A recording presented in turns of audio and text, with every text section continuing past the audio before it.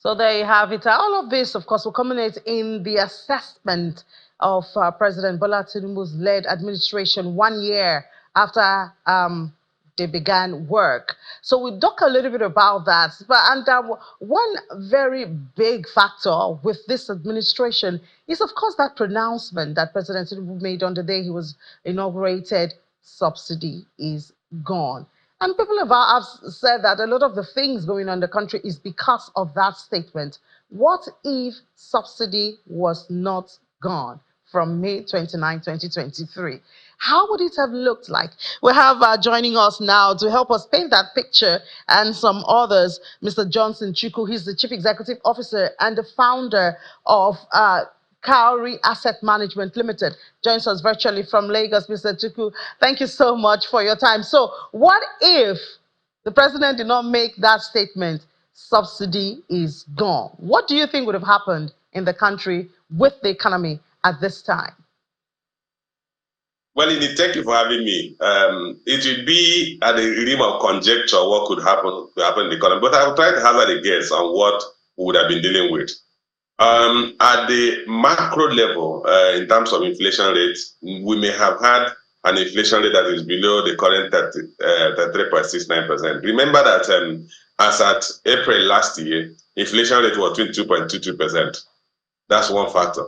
Then we may still have been dealing with a more volatile exchange rate, principally because a lot of the imported fuel go to neighboring countries. So the demand on our FX could have been higher than what it is today, because when the price of fuel was adjusted upwards from about 187 naira to about 528 naira or so, or 68 naira, the volume of fuel that was being smuggled to neighboring countries decreased, and therefore had impacted positively on our demand for FX. So we may have had to deal with a weaker or a more volatile exchange rate.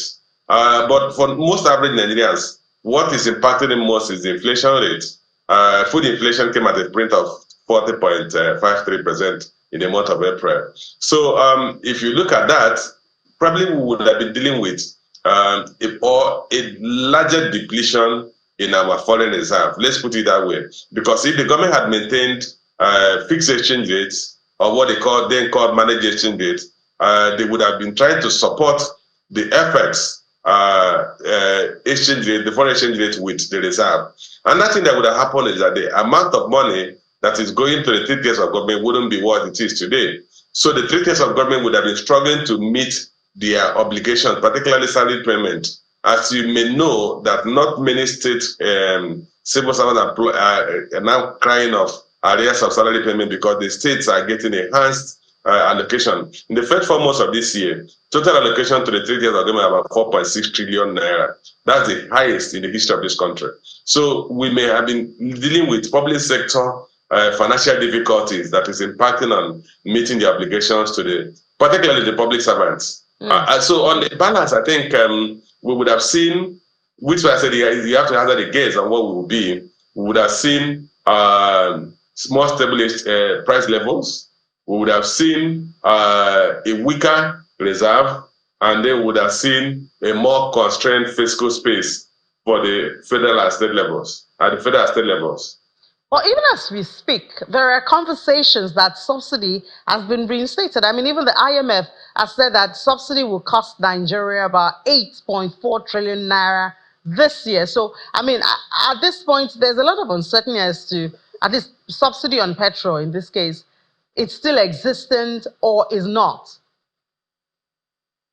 Well, I think there's actually no debating the fact that subsidy on petrol exists today, but the magnitude may not be as it was before the removal of subsidy or before the adjustment. The subsidy that came back to haunt us now is because of the depletion of the local currency, or devaluation of the local currency. Clearly, the landing cost of fuel is higher than the pump price.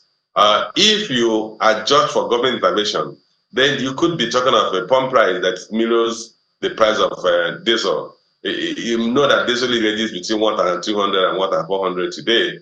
And if you look at ICE, that is the international price of fuel per metric ton, It's going to be in the region of 750, $800 per metric ton. So if you use the number of liters in a metric ton of about 1164 liters per metric ton, and compute based on current exchange rate, because exchange rate is a major factor in the landing cost of fuel. The exchange rate is about 1,500 naira. You will be landing, if you factor in all your costs, throughput costs, cost of finance, payment to NIMASA, payment to NPA, the freight charge, you'll be landing the product in the region of 1,000 naira. And then when you add the marketer's profit and their other expenses, you may end up with one price of more than 1,000 naira. So clearly, there is subsidy on fuel principally because exchange rate depreciated. I did some analysis when the president said subsidy is gone, and I found out from the NNPC what rate they used to arrive at the 568 naira to a liter. They used an exchange rate about 750 naira to the dollar. And so if naira had remained at 750 naira to a dollar, maybe even with movement in eyes, you could still be buying fuel at maybe 700 naira, 650 or 700 naira. But today, exchange rate had moved to about back to 1,500 naira. And if you have to factor in that exchange rate, then you clearly admit that subsidy has crept back into the pricing of refined petroleum product, particularly fuel. All right, Mr. Chukwu, thank you so much. And we know that this conversation, this is the beginning of it, this period, I'm sure the whole of this month. But thank you for sharing your thoughts and perspective with us this morning. Thank you for having me.